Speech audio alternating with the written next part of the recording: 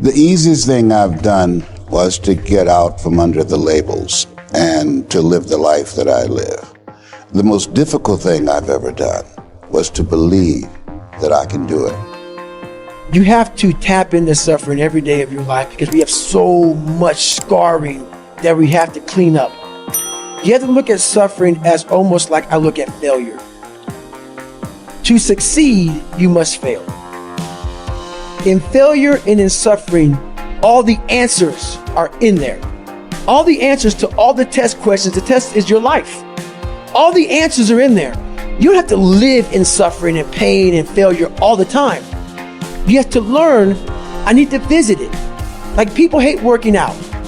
You're only gonna visit working out maybe an hour a day. 23 other hours of the day, you're not in it. But how you become in shape is you must visit suffering, visit working out 1 hour a day. Visit suffering 1 hour a day. Visit your past failures 1 hour a day. The relationship with it is the answers are in there. They are in there. Within the suffering, go in there, and I call it the live autopsy. The live autopsy. How you find out someone died? They crack you open after you're dead. How you can live is do it while you're alive. Go back in your brain, crack it open while you're alive.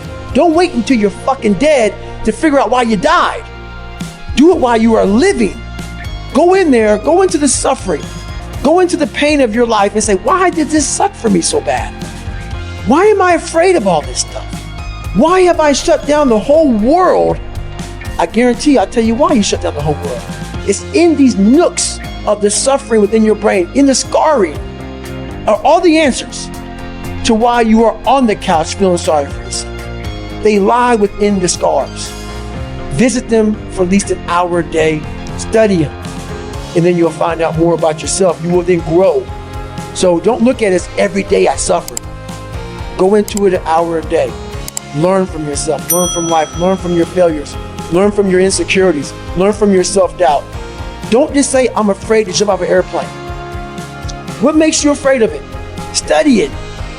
That's why I studied my mind, why I became so powerful in the mind, because I realized I was weak.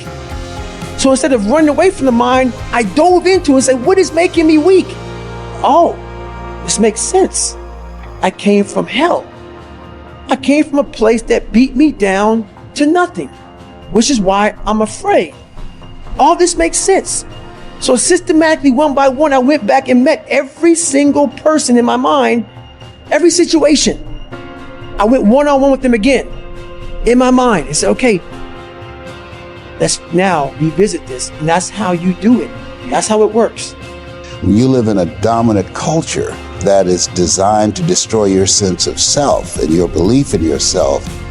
And you have to learn ways in which you can begin to connect with this power that you have within yourself to handle where you are. The key is to be constantly in a perpetual process of discovering the truth of who you are and fighting constantly to look for ways in which you can escape the inner conversation.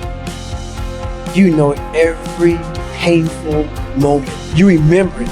We try to put it under a rug, lift the rug up, you'll find them.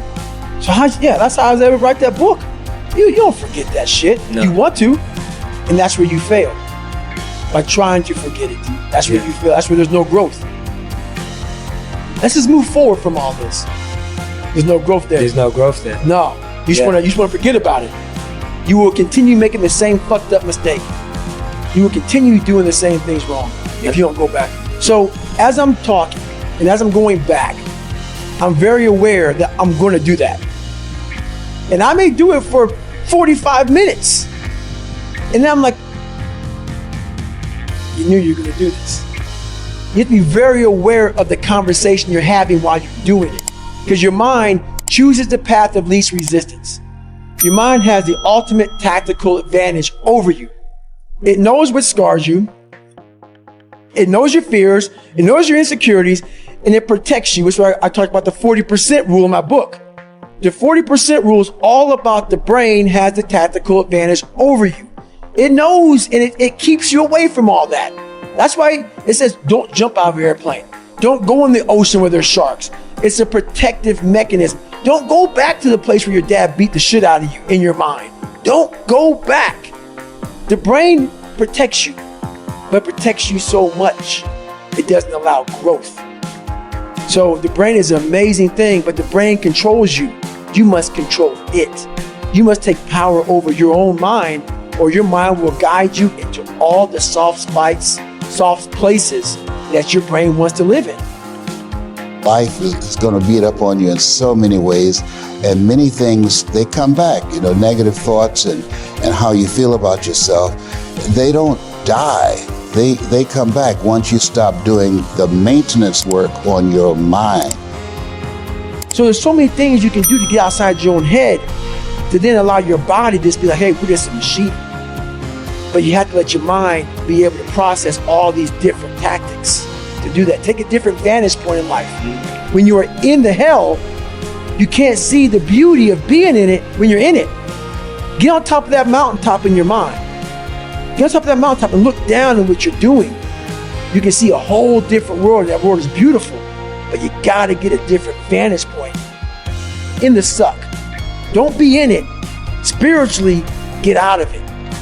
Get that soul. Look down on what you're doing. Be amazed by the process of where you're at now and where you came from.